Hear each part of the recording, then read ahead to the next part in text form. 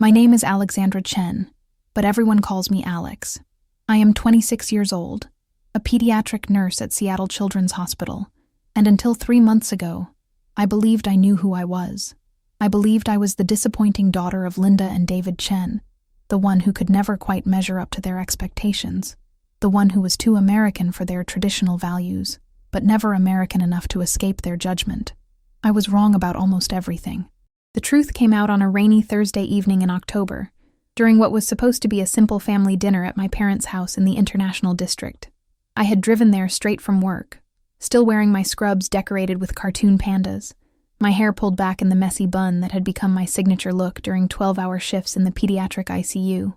I should have known something was wrong the moment I walked through the front door.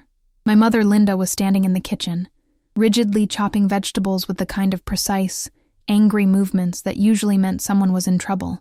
My father, David, sat at the dining room table, reading his newspaper in the careful way he always did when he wanted to avoid getting involved in whatever storm was brewing. My younger sister, May, was nowhere to be seen, which was unusual. At 23, May still lived at home, still followed every rule, still called our parents every day to update them on her life as a medical student at the University of Washington. May, who had never caused a moment of worry, who had never brought home a boyfriend they did not approve of, who had never questioned their expectations or challenged their authority. May, who was everything I was not. "Where is May?" I asked, setting my purse on the kitchen counter. "Study group," Linda replied without looking up from her vegetables. "She has exams next week." Of course she did. May always had exams, always had somewhere important to be, always had achievements to report that made our parents beam with pride. While I spent my days taking care of sick children and coming home exhausted, May was on track to become a doctor, just like our parents had always dreamed. "How was work?" David asked from his position behind the newspaper, the same question he asked every time I visited, delivered in the same tone that suggested he was asking out of obligation, rather than genuine interest. "Busy. We had a 5-year-old come in with pneumonia, and his little sister kept trying to sneak into his room to bring him her stuffed animals." David murmured, turning a page. Linda said nothing. She never asked about my work, never showed any interest in the children I cared for or the lives I helped save. To her, nursing was a job, not a calling. A job that paid adequately but carried no prestige, no status worth mentioning at dinner parties with their friends. We ate in the familiar silence that had defined family dinners for as long as I could remember. Linda served steamed fish, white rice, and stir-fried vegetables, the same meal she had been making every Thursday for 20 years. David ate methodically, occasionally commenting on something he had read in the newspaper. I picked at my food, trying to think of something to say that might spark an actual conversation. "I have some news," I said finally, setting down my chopsticks. Linda looked up, her expression immediately suspicious. In our family, news was rarely good news. News meant disruption, change, deviation from the carefully planned path she had laid out for all of us. "What kind of news?" she asked. "Good news. At least, I think it is good news." David folded his newspaper and gave me his attention, which was both encouraging and terrifying. "Ryan and I are moving in together." The silence that followed was so complete, I could hear the rain pattering against the windows, the hum of the refrigerator, the distant sound of traffic on Jackson Street. Linda set down her chopsticks with the kind of controlled precision that meant she was furious but trying not to show it. "Moving in together," she repeated, as if the words tasted bitter in her mouth. "Yes, we found a great apartment in Capitol Hill, and with both our incomes we can afford something really nice. Ryan is getting promoted to senior software engineer and—" "You are not married," Linda interrupted. "No, we are not married, but we have been together for 2 years, and we love each other. And we want to take the next step. The next step is marriage, Alexandra, not playing house like teenagers." The disapproval in her voice was so familiar, it felt like putting on an old coat. For 26 years I had been hearing that tone, that careful enunciation of my full name, that meant I had disappointed her once again. "Mom, lots of people live together before they get married these days. It is normal. It is not normal in this family. Maybe this family needs to update its definition of normal." David cleared his throat, the sound he made when he was about to attempt peacemaking. "Alexandra, your mother is just concerned about your reputation, about what people will think. What people, Dad? What people are going to care about my living situation? Our friends, the community. People talk, and when they talk, it reflects on all of us. There it was, the real issue. Not my happiness, not my relationship, not my future, but how my choices might affect their standing in the tight-knit community of Chinese American families they had built their social lives around. I am 26 years old, I said, trying to keep my voice calm. I think I am old enough to make my own decisions about where I live and who I live with. Age has nothing to do with wisdom, Linda said sharply. You have always been impulsive, always rushing into things without thinking about consequences. Like what? Like becoming a nurse? Like dating someone who makes me happy? Like trying to build a life that feels authentic to me? Like dating someone who is not Chinese? There it was, the real objection, the one that had been lurking beneath every conversation about Ryan for the past 2 years. Linda had never said it directly before, but she had made her feelings clear in a dozen subtle ways. The way she mispronounced his name, even though he had corrected her multiple times. The way she asked pointed questions about his family background, his education, his prospects. The way she always managed to mention young Chinese men who were doing well in their careers whenever Ryan was around. His ethnicity has nothing to do with anything, Mom. Does it not? Do you think marriage is just about feelings, Alexandra? Do you think love is enough to build a life together? I think love is a pretty good starting point. Love fades. Compatibility lasts. Shared values last. Common background and understanding last. Ryan and I have shared values. We both care about helping people. We both want to travel. He does not understand your culture. He will never understand where you come from, what your family means, what you owe to the people who raised you, what I owe to the people who raised me. Linda's expression hardened. Yes, what you owe. Do you think raising a child is free? Do you think all the sacrifices we made, all the money we spent on your education, all the opportunities we gave you, do you think those things come with no obligations? I felt something cold settle in my stomach. What kind of obligations? The obligation to honor your family, to make choices that reflect well on us, to marry someone who understands what it means to be part of a Chinese family. I'm honoring my family by living my life with integrity, by choosing someone who treats me well, by building a career that helps people. You are honoring yourself. You have always been selfish, always putting your own wants ahead of what is best for the family. The accusation hit me like a physical blow. Selfish. The word Linda had been using to describe me since I was old enough to have opinions of my own. Selfish for wanting to major in nursing instead of pre-med. Selfish for choosing a college in Seattle instead of staying home. Selfish for dating non-Chinese men. Selfish for speaking English instead of Mandarin at home. Selfish for being myself instead of the daughter she had wanted. How is wanting to be happy selfish? Because your happiness affects all of us. When you make poor choices, when you embarrass the family, when you fail to live up to expectations, it hurts everyone. Embarrass the family how? By becoming a nurse? By helping sick children? By finding someone who loves me? By constantly rebelling against everything we taught you? By acting like you are too good for your own culture, too modern for your own family?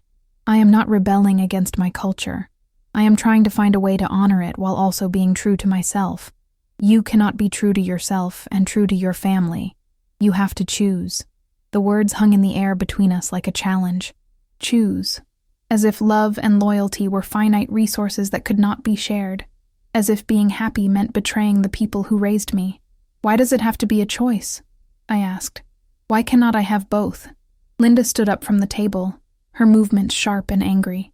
Because you are not like us, Alexandra. You have never been like us. What does that mean? It means you do not think like we think. You do not value what we value. You do not understand sacrifice or duty or putting family first. I understand those things. I just do not understand why they have to mean giving up everything I want. Because that is what family means. That is what being Chinese means. That is what being our daughter means. David reached across the table and touched my hand, a gesture that was meant to be comforting, but felt more like a warning. Alexandra, maybe you could just slow down with this moving in situation. Take some time to think about it. Consider your mother's concerns. Dad, I have been thinking about it for months. I have considered everyone's concerns except my own. Your own concerns are not the only ones that matter. Linda said from the kitchen, where she had started aggressively washing dishes. They are not the only ones that matter, but they should matter. They should count for something. They do count, but they do not count more than the family's reputation, more than our values, more than the sacrifices we have made for you. I stood up, suddenly feeling like I could not breathe in that small dining room with its familiar furniture and framed photos and the weight of 26 years of expectations pressing down on me. What sacrifices, Mom? What exactly did you sacrifice for me? Linda turned from the sink, her hands dripping soapy water, her face flushed with anger.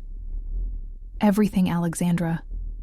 We sacrificed everything for you. Like what? Like the life we could have had if we had not taken you in. Like the peace we could have had if we had not had to worry about a child who would never fit in, who would never be grateful, who would never understand what we gave up for her. The words hit me like ice water. Took you in. Not raised you, not loved you, not chose to have you. Took you in. What do you mean, took me in? Linda froze, realizing what she had said.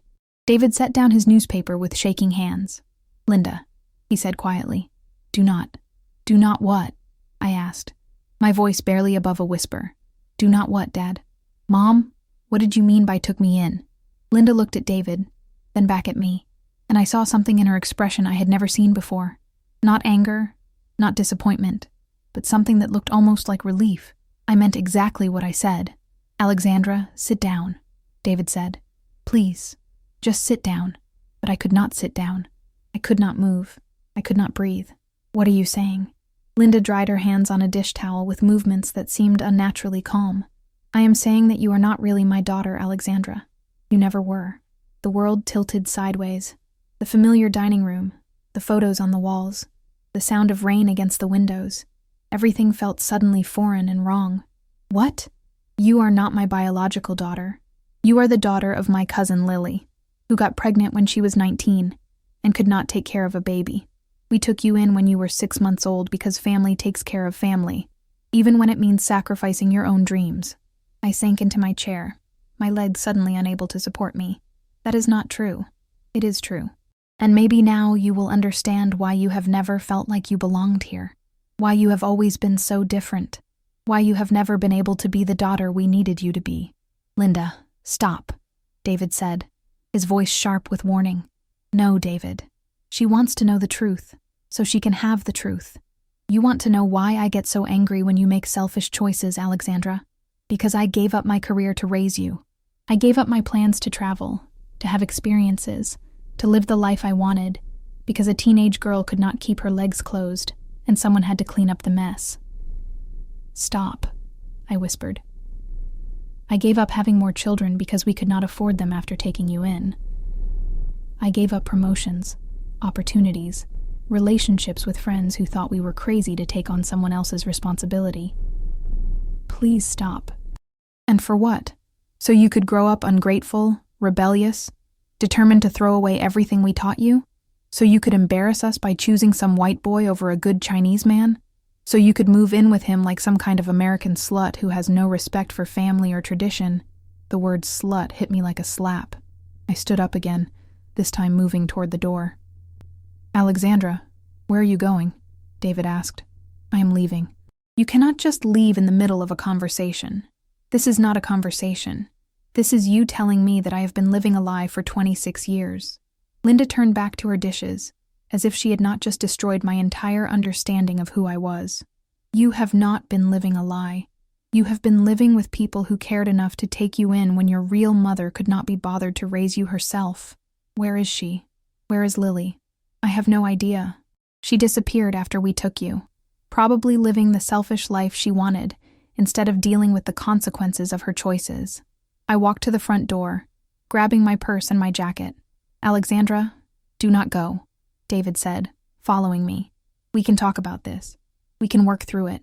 I turned to look at him, this man I had called Dad for 26 years, and saw a stranger. Work through what? Work through the fact that you have been lying to me my entire life? Work through the fact that Mom just told me she never wanted me? She is upset. She did not mean it the way it sounded. How did she mean it, Dad? Because it sounded like she has resented me every day of my life for existing. David's face crumpled. Alexandra, we love you. You are our daughter regardless of biology. Am I? Because she just spent 10 minutes explaining all the ways I have been a burden and a disappointment since I was 6 months old. She is angry about the moving in situation. She said things she did not mean. Did she not mean them? Or did she just finally say what she has been thinking for 26 years? David could not answer, which was answer enough. I opened the front door and stepped out into the rain, feeling the cold water hit my face like a blessing. "Alexandra, please," David called after me. "Do not leave like this." I turned back one last time, looking at the house where I had grown up, where I had spent decades trying to earn love that was apparently never available to begin with. "Tell May I said goodbye." "Alexandra," but I was already walking to my car, already driving away, already leaving behind the family that had just told me I was never really theirs to begin with. I drove through the rain-soaked streets of Seattle with no destination in mind, my hands shaking on the steering wheel, my mind trying to process what had just happened. The windshield wipers beat a steady rhythm that matched the pounding of my heart, and with each swipe, I felt like I was clearing away layers of lies and assumptions and false beliefs about who I was. I was not Alexandra Chen, disappointing daughter of Linda and David Chen. I was Alexandra somebody else, biological daughter of a woman named Lily, who had given me away when I was 6 months old. I was a stranger to myself. I ended up in the parking lot of a 24-hour diner in Capitol Hill, sitting in my car with the engine off, staring at my reflection in the rearview mirror. The face looking back at me was the same face I had seen every morning for 26 years, but now it felt like it belonged to someone else. My phone buzzed with a text from Ryan. "How did dinner go? Still on for movie night tomorrow?" I stared at the message, trying to figure out how to explain that everything I thought I knew about my life had just been revealed as fiction. How do you tell someone you love that you have just discovered you do not know who you are? I typed back, "Can you come pick me up? I am at the diner on Pine Street. Everything okay?" "No, nothing is okay, but I need you." 20 minutes later, Ryan's Honda Civic pulled into the parking lot, and I saw his concerned face through the rain-streaked windshield. He parked next to my car and ran over, sliding into my passenger seat soaking wet and immediately reaching for my hands. "Alex, what happened? You look like you have seen a ghost." "I found out I am a ghost." "What does that mean?" I told him everything. The dinner, the argument about moving in together, Linda's revelation about my biological mother, the 26 years of lies and resentment and carefully hidden truth. Ryan listened without interrupting, his hands holding mine, his face growing more concerned with each detail. "Jesus, Alex, I am so sorry. I do not know what I am supposed to feel. I do not know if I should be angry or relieved or devastated. You can feel all of those things. You do not have to choose." She has never loved me, Ryan. All these years, I thought I was just not good enough, not smart enough, not Chinese enough. But the truth is, she never wanted me at all. That is not your fault, is it not? Maybe if I had been different, if I had tried harder. Alex, stop. You have spent your entire life trying to earn love from someone who was not capable of giving it. That is not a failure on your part. That is a failure on hers. But what if she is right? What if I am selfish and ungrateful? What if I should be thankful that they took me in instead of complaining that they did not love me the way I needed to be loved? Ryan turned in his seat to face me fully. "Alex, listen to me. You are the most caring, generous, selfless person I know. You spend your days taking care of sick children. You volunteer at the animal shelter on weekends. You send your grandmother birthday cards and call your sister every week to check on her studies. But I left. I walked out on them. You left after finding out that everything you believed about your life was a lie. That is not abandonment. That is self-preservation." I leaned back against the headrest, feeling exhausted in a way that went deeper than physical tiredness. I do not know who I am anymore, Ryan. Everything I thought I knew about myself was based on being their daughter, on trying to live up to their expectations, on carrying their legacy forward. If I am not their daughter, then who am I? You are the woman I fell in love with.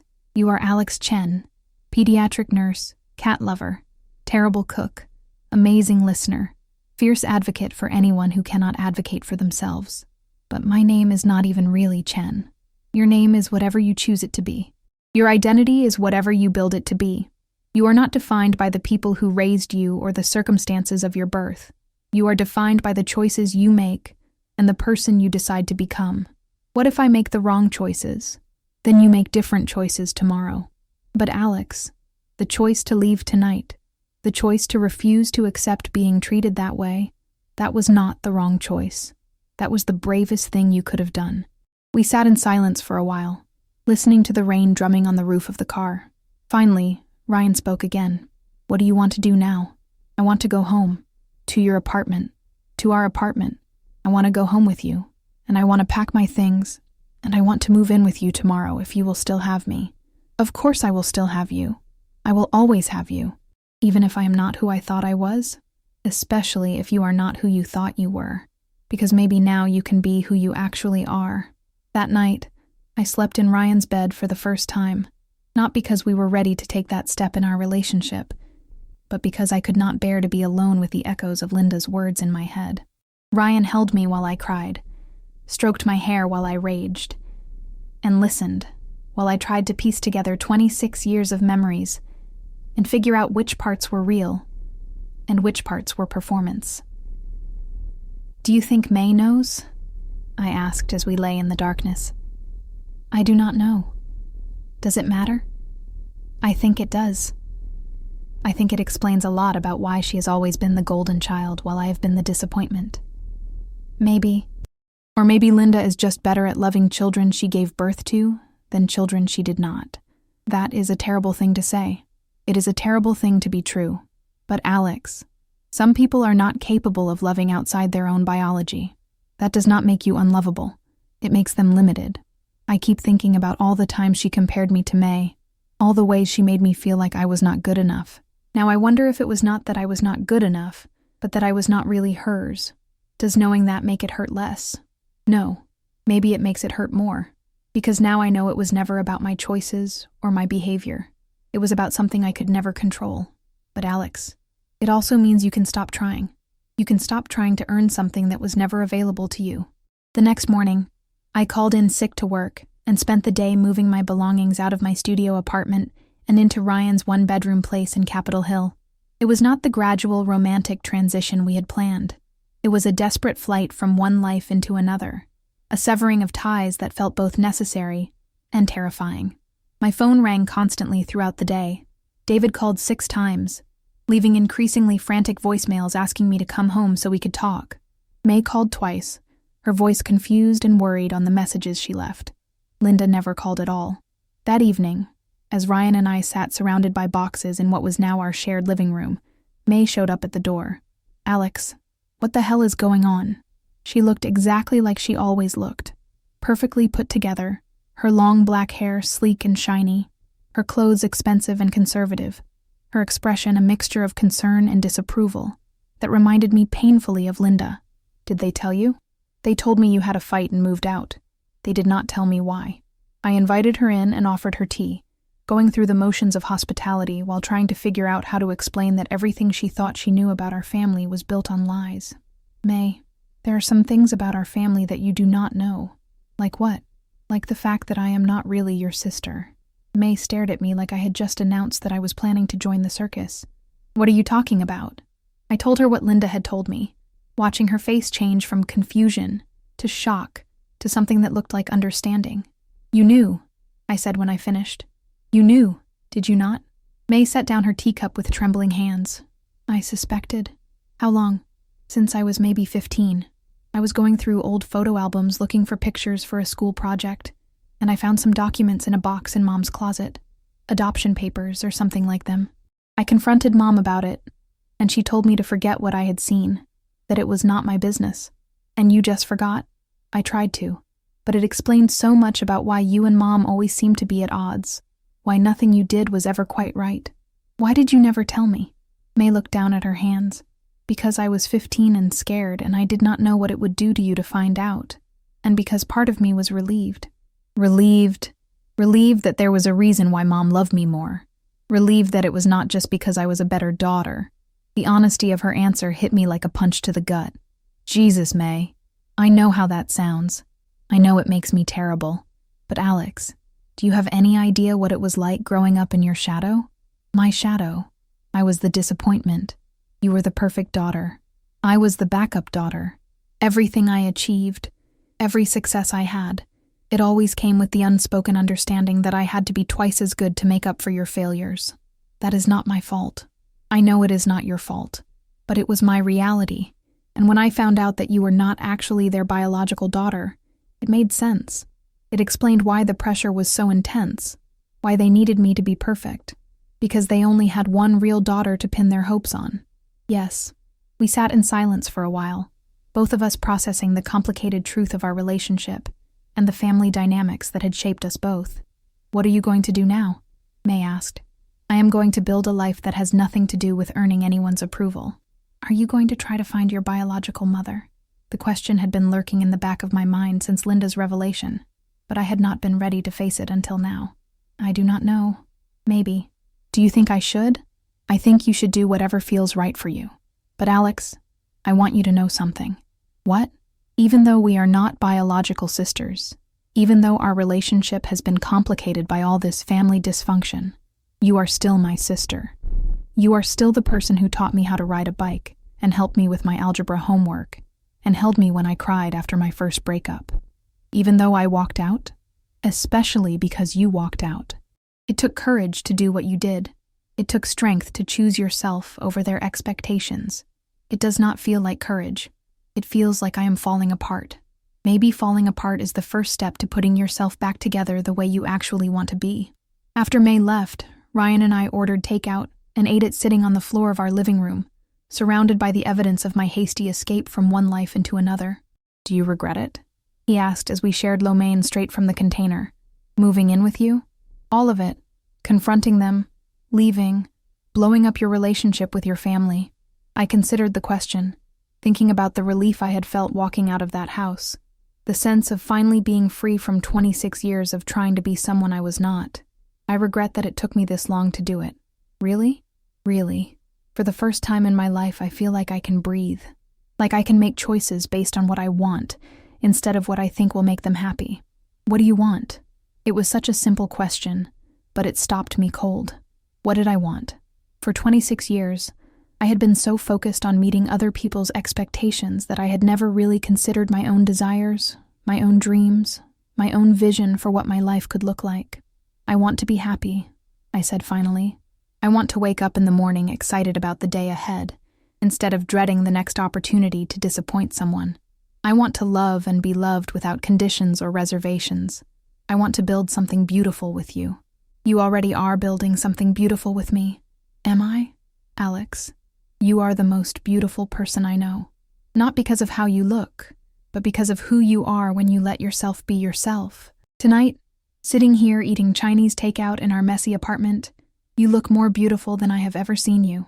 Even with red eyes from crying and no makeup, and my hair in a mess. Especially with red eyes from crying and no makeup, and your hair in a mess. Because this is the real you. This is who you are when you are not performing for anyone else's approval." That night, as I lay in bed next to Ryan in our shared apartment, I thought about the woman I had been that morning, and the woman I was becoming. 12 hours ago, I had been Alexandra Chen, disappointing daughter, trying desperately to earn love that would never come. Tonight, I was just Alex, learning to love herself for the first time. It was terrifying and liberating and completely uncertain, but for the first time in my life, uncertain felt like possibility instead of failure. And that, I realized, was what freedom felt like.